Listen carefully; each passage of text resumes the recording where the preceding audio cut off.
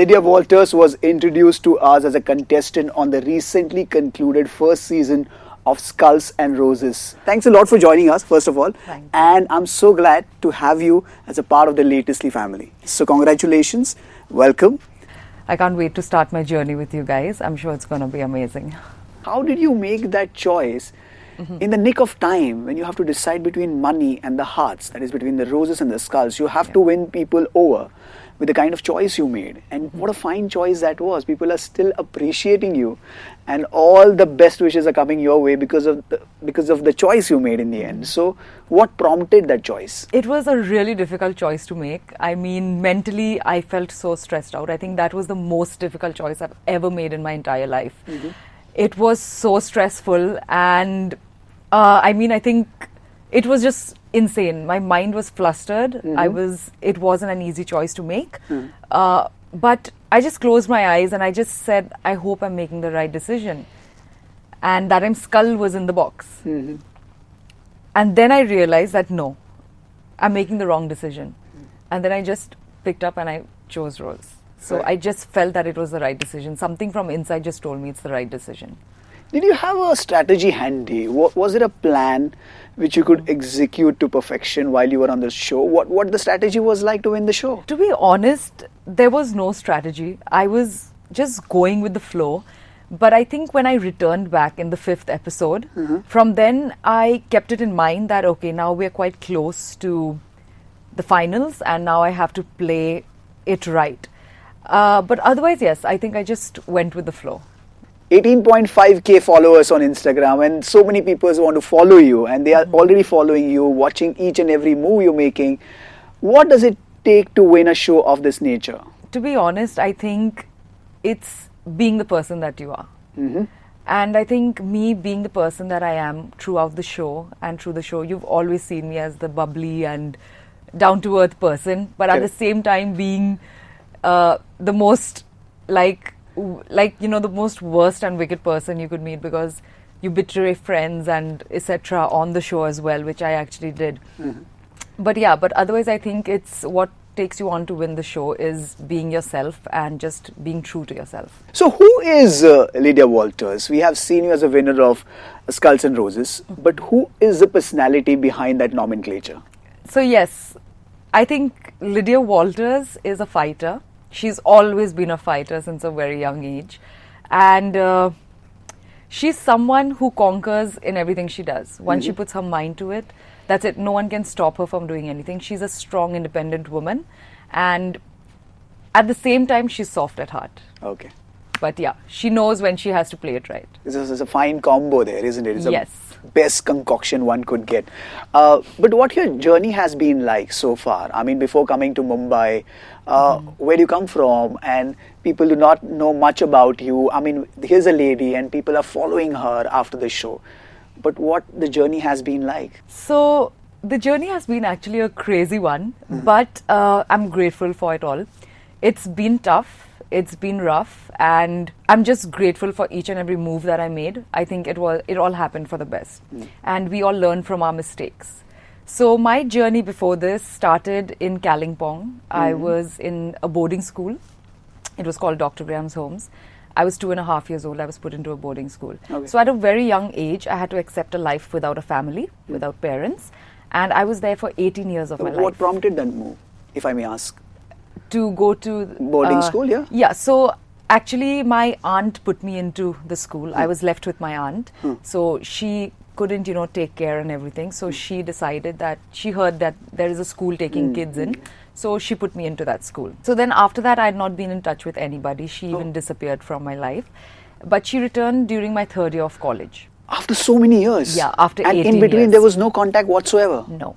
With nobody? None from your family? None from my family. And you raised all yourself just by the able help of your school, right? Yes. Oh my God. Yes. Oh my God. I'm truly grateful to my school. I mean, without them, I wouldn't be where I am today. So the school must have played an important role, an integral part in your life.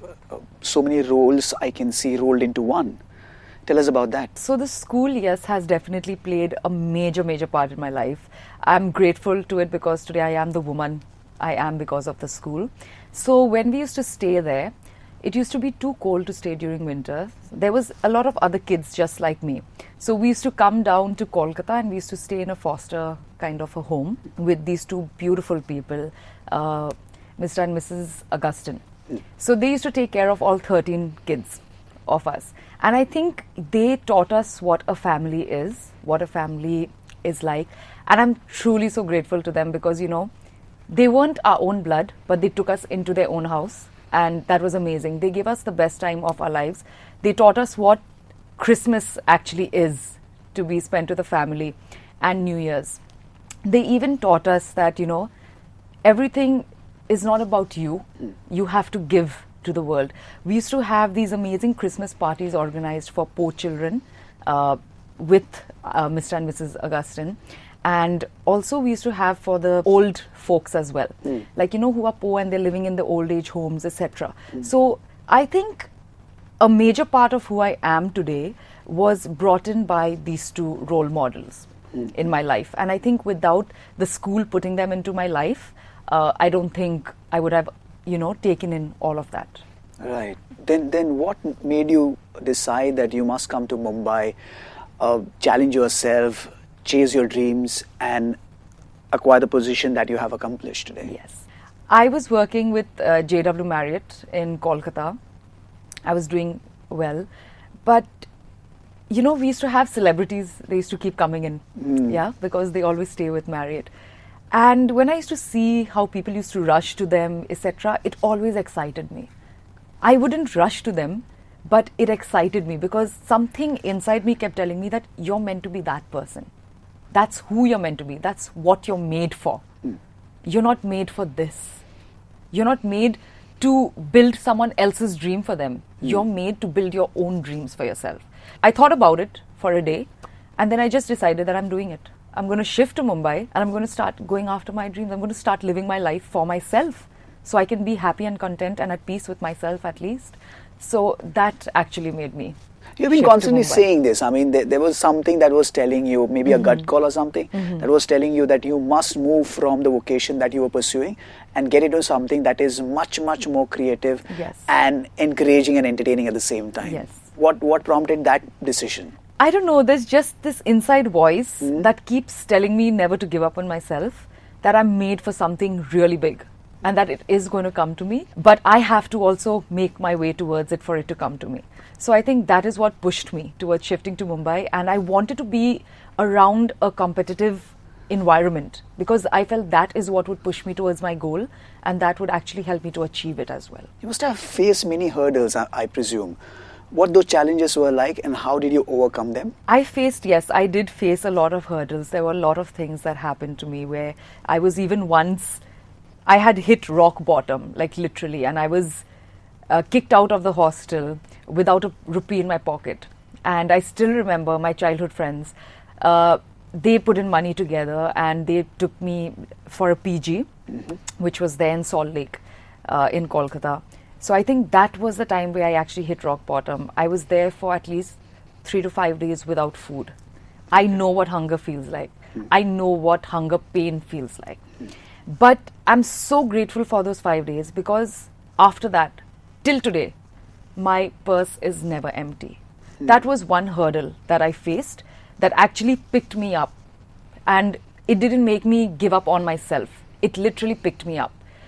And the second hurdle I faced was when I came to Mumbai with all the savings that I had collected from JW Marriott. So I was trying to get fit, you know, to go after all these, like all my dreams.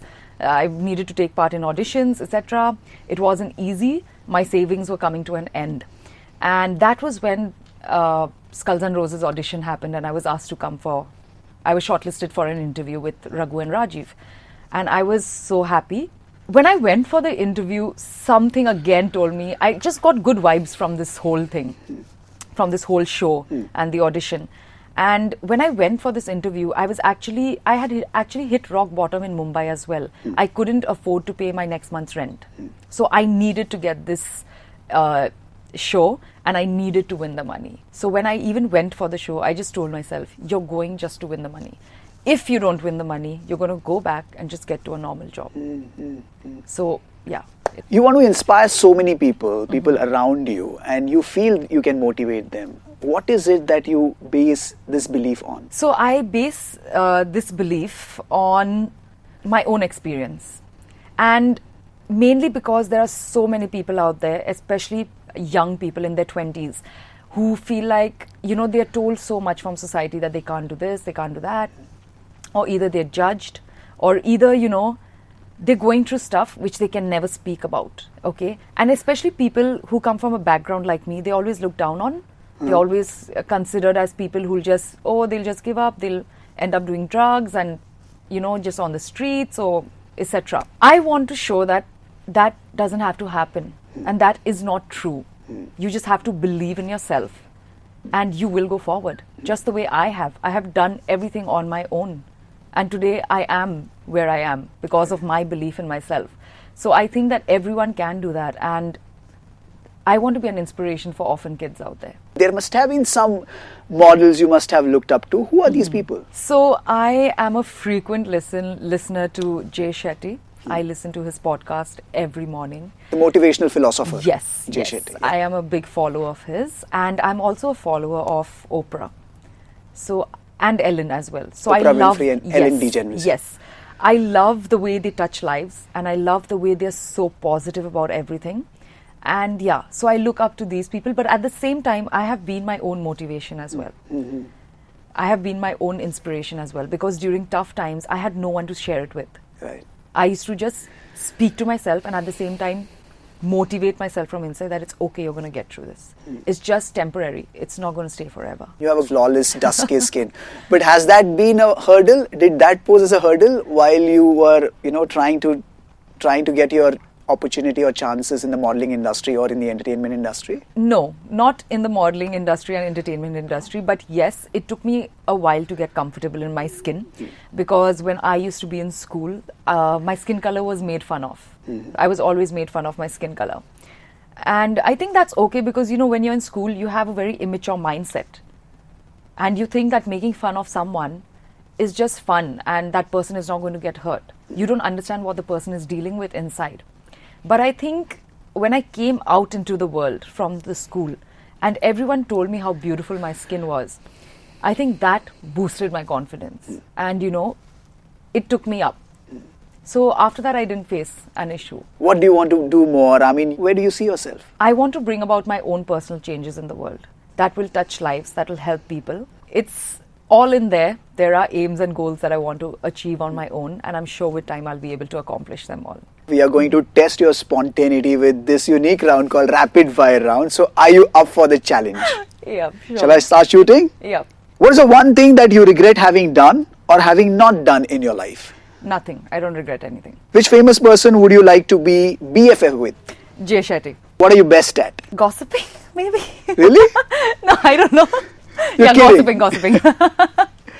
What's a common experience for many people that is uncommon for you? Traveling in the Mumbai train. That's something I would not do. Who or what is your nemesis? No one. What is the best compliment you have ever received? After Skulls and Roses, people calling me Queen of Hearts. I think that's Hearts. such a beautiful compliment to receive. It really is, indeed. Yes. What's the best thing about your life right now? Being the winner of Skulls and Roses. If you could buy one material thing and money was not an issue, what would you like to Shoes. buy? Shoes. Heels. As many as possible? Yep. What's your favorite hobby to do alone? Netflix and chill. In the past, people were buried with the items they like so that they could use in their afterlife. What would you like to be buried with? My heels, my shoes. Again? Yes. Especially my boots. Thanks a lot for this conversation. May you inspire more people in the days to come. Thank you. Thank you so much for having me here. I'm so glad to be part of the LatestLY family. To follow more content from me, watch LatestLY.